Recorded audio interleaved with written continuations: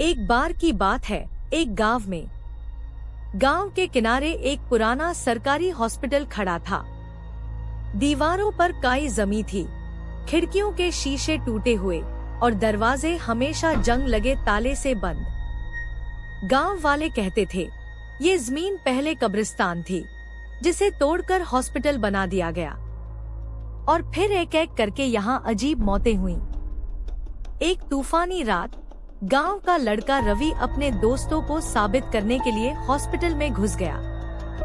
दरवाजा उसने धक्का दिया और बिना आवाज के अपने आप खुल गया। अंदर घुप्पा अंधेरा था, सिर्फ टॉर्च की पतली सी किरण। गलियारे में टूटी स्ट्रेचर उल्टी पड़ी थी और कहीं दूर से पानी टपकने की आवाज आ रही थी। टप टप टप।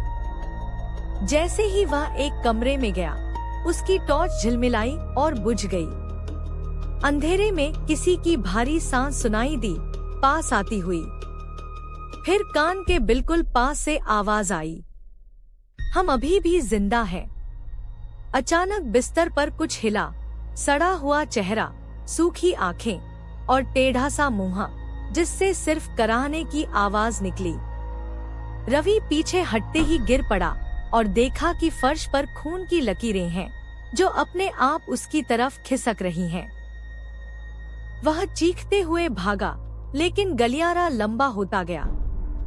तभी नीचे की फर्श धंस गई और वह कब्रिस्तान में गिर पड़ा। चारों तरफ कब्रें हिलने लगी, मिट्टी फटने लगी और दर्जनों सड़ेगले हाथ उसकी टांगों को पकड़कर खींचने लगे। आखिरी बार उसने ऊपर देखा, हॉस्पिटल की टूटी खिड़की में वही सड़ा चेहरा उसे घूर रहा था। सुबह लोगों को कब्रिस्तान में सिर्फ उसका फटा जूता और टॉर्च मिली, लेकिन रवि कभी नहीं मिला। कहते हैं, जो भी उस हॉस्पिटल के पास रात में जाता है, उसे खिड़की में खड़े किसी की आंखें आज भी देखती हैं। ऐसी डराने वाली और मजेदार कहानी देखने के लिए हमारे चैनल को सब्सक्राइब करें।